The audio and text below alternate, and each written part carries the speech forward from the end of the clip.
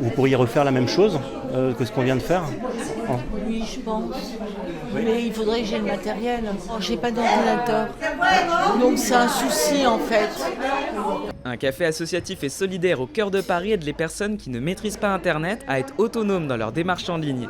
J'ai pu discuter avec Christina qui gère tous les jours les rendez-vous avec les bénévoles. Chaque bénévole, on fait en sorte de trouver une permanence à la semaine. On demande au moins 2 heures par semaine. Et après, on a des personnes qui viennent pour prendre rendez-vous pour leurs démarches administratives. Ça peut être les impôts, la CAF, etc.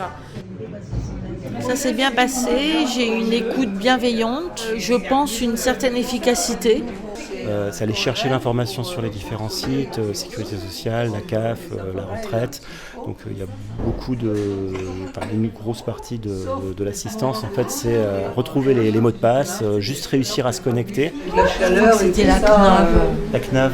Ah mais c'est pas très grave. En effet, on n'est pas un organisme public, on n'est pas la mairie, ou on n'est pas vraiment des assistants sociaux. Mais ce qui est super important pour nous, c'est les bénévoles qui donnent de leur temps pour ces personnes qui ont besoin d'aide administrative ou autres, mais en même temps qui sont là aussi pour créer du lien. Et ça, c'est hyper important. Mais par contre, non, ce que je ne saurais pas utiliser, ce sont les articles de loi.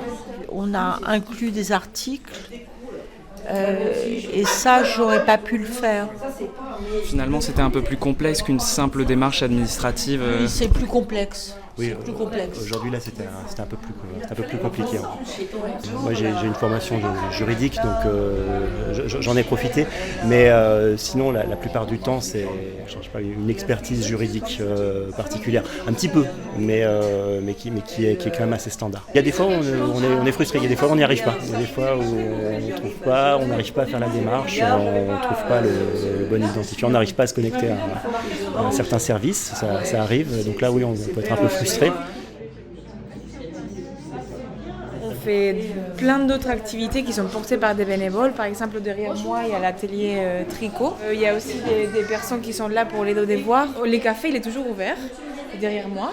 Et donc tout le monde peut venir prendre un café, on a des cafés suspendus et on est à la recherche toujours des bénévoles qui nous aident à tenir la vie du café et aussi du restaurant. Notre futur projet c'est d'ouvrir les restaurants dans un futur proche.